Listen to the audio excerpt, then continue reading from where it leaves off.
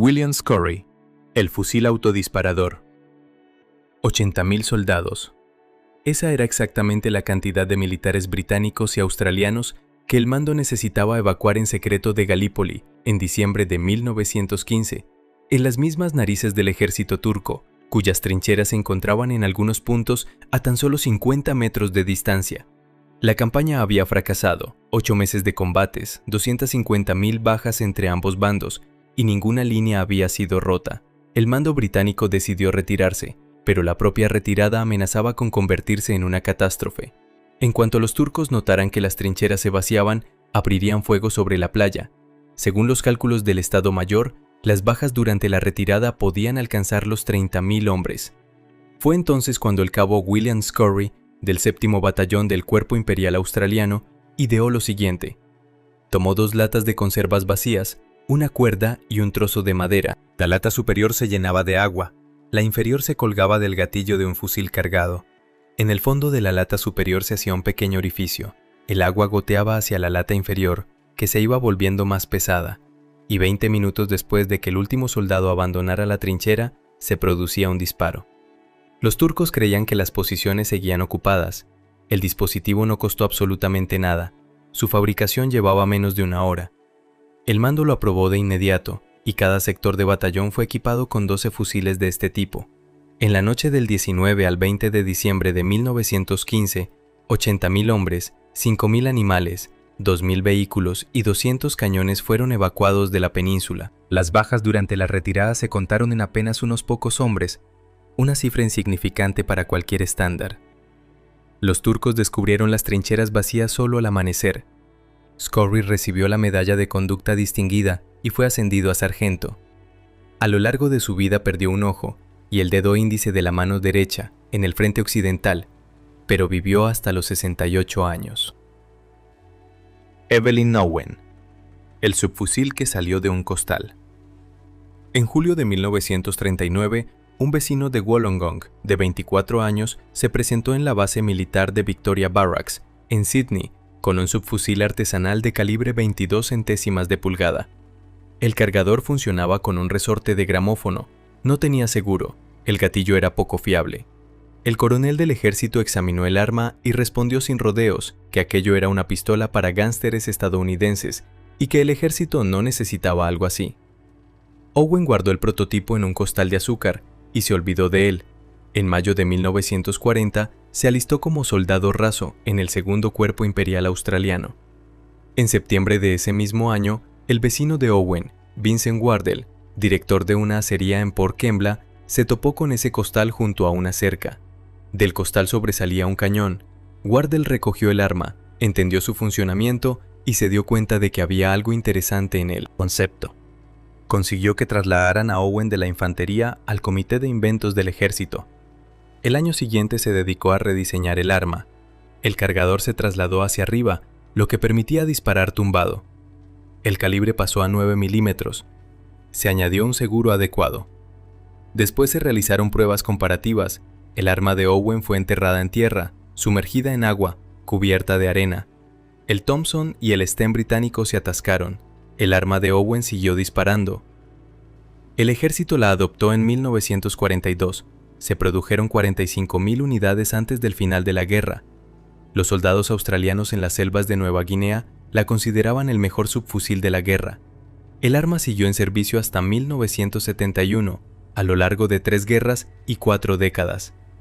Owen recibió 10.000 libras en regalías, vendió su patente al Estado y compró un aserradero. Murió en 1949, a los 33 años.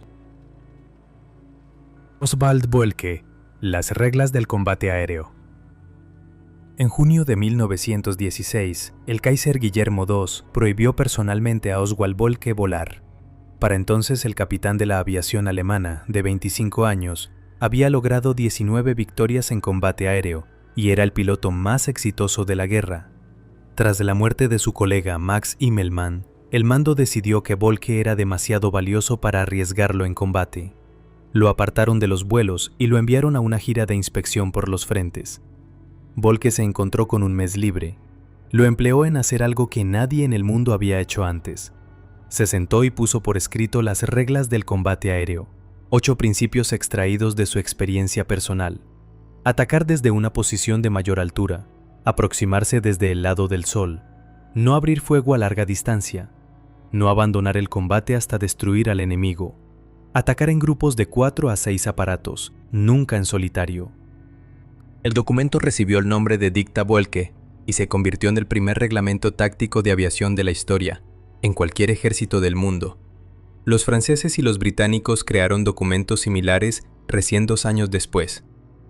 En agosto de 1916, Boelcke asumió el mando de la escuadrilla recién formada, Jagd Staffel II. Entre los pilotos que eligió personalmente se encontraba Manfred von Richthofen, de 24 años, el futuro Barón Rojo. Richthofen diría más tarde que él no era más que un piloto de caza, pero que Boelcke sí había sido un héroe. El 28 de octubre de 1916, Boelcke murió al chocar con un avión de su propia escuadrilla en pleno combate. Tenía 25 años. Los británicos lanzaron sobre las posiciones alemanas una nota en señal de respeto hacia el adversario caído. Los principios del Dicta Boelcke siguen incluidos hoy en día en los programas de formación de pilotos de caza de los países de la OTAN. El general Adrian, el primer casco de combate. En agosto de 1914, la infantería francesa entraba en combate con kepis de tela. Ninguna protección para la cabeza. Para entonces, la artillería constituía la principal fuente de bajas y los fragmentos de proyectil que volaban sobre las trincheras cegaban vidas incluso bajo cobertura. El intendente general Auguste-Louis Adrien notó lo siguiente: los soldados habían comenzado por su cuenta a colocarse bajo el kepi, tapas metálicas, platos de hojalata, trozos de chapa, cualquier cosa que tuvieran a mano.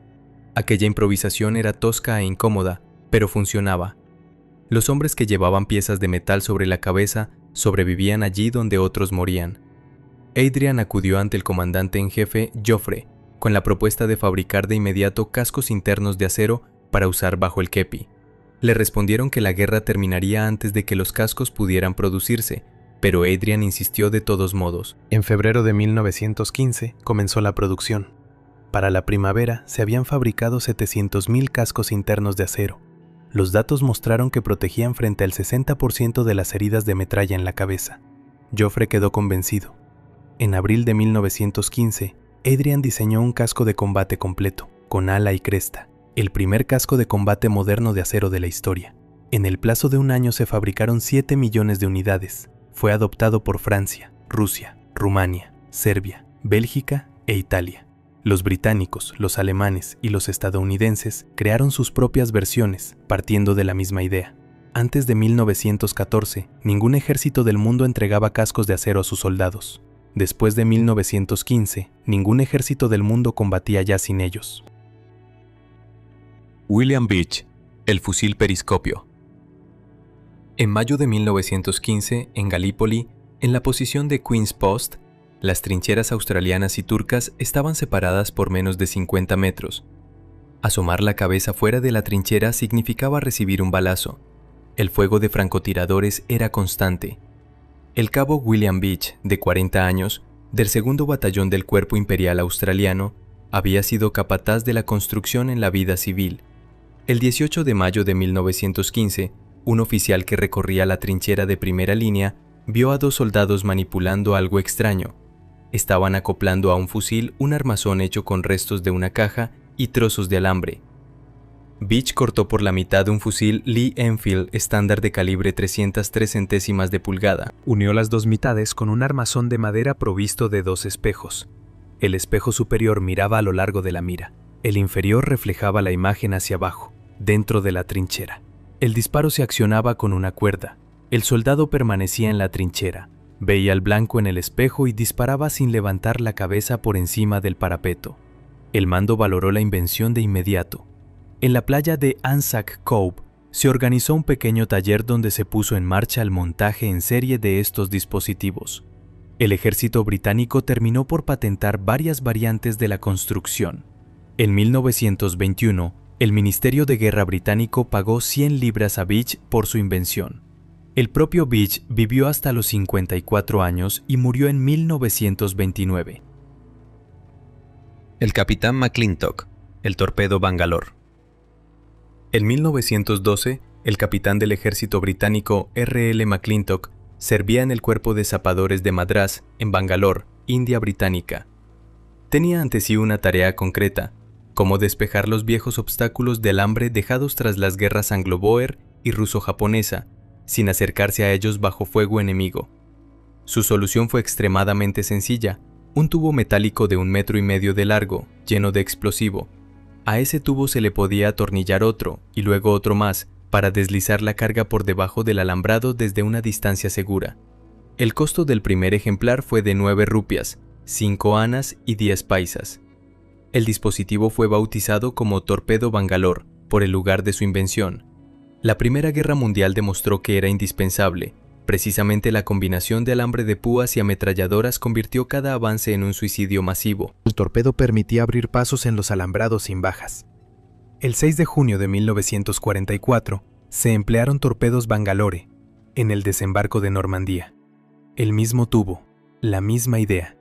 En la película Rescatando al soldado Ryan, es gracias a ellos que los soldados logran cruzar los obstáculos en la playa Omaha. La construcción no ha cambiado de manera fundamental desde 1912. El ejército estadounidense sigue usando los torpedos Bangalore hasta el día de hoy. El Capitán Livens, el proyector hecho con bidones de aceite. Julio de 1916, el Somme. La compañía Z de zapadores británicos, al mando del capitán William Livens, se topó con una posición alemana fortificada que ni las granadas ni los lanzallamas lograban tomar. Livens tomó 2 bidones de aceite de 5 galones del almacén, los llenó de explosivo, les fijó un detonador y los lanzó a la trinchera. Los alemanes retrocedieron. Livens comprendió que el principio funcionaba. Regresó, tomó un tanque desechado de 12 galones, le cortó el fondo y obtuvo un mortero rudimentario. El tubo se enterraba en el suelo, inclinado a 45 grados. Un bidón de aceite militar estándar de 3 galones servía de proyectil. El 25 de julio de 1916, 80 de estos dispositivos dispararon en salva, antes de un ataque de las tropas australianas cerca de Pozières. El efecto fue inmediato. El general Gough presenció una demostración y de inmediato destinó recursos para la producción en serie. Del concepto a la producción pasó apenas una semana. Según los datos del Museo Imperial de la Guerra en Londres, es el camino más rápido de una invención a su producción durante toda la Primera Guerra Mundial. Livens pronto adaptó el dispositivo para proyectiles de gas. Miles de tubos enterrados en el suelo, disparando todos a la vez, creaban una nube de gas más rápido de lo que el enemigo podía ponerse las máscaras. En abril de 1917, en Vimy, 2.000 proyectores Livens dispararon a la vez. Se produjeron 140.000 unidades durante la guerra. El proyector permaneció en servicio en el ejército británico hasta el inicio de la Segunda Guerra Mundial. Hoang Cam, la cocina sin humo.